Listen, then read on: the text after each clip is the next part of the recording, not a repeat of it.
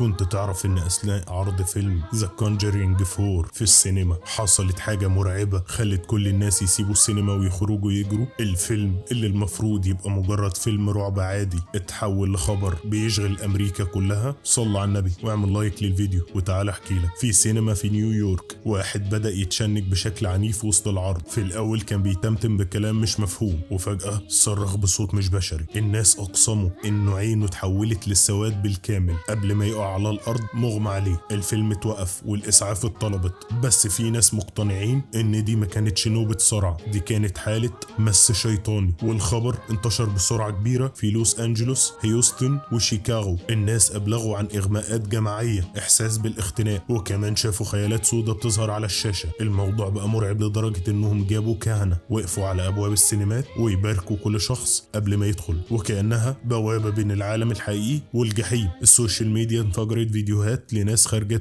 بيقولوا عمرهم ما حسوا بطاقة تقيلة كده في سينما. ناس كتير مقتنعين ان ده مش مجرد فيلم، ده طقس شيطاني متغطي في شكل ترفيه. والسؤال اللي بيطارد امريكا كلها، هل تقدر تقعد على الكرسي ده وانت مش ضامن انك هتخرج زي ما دخلت؟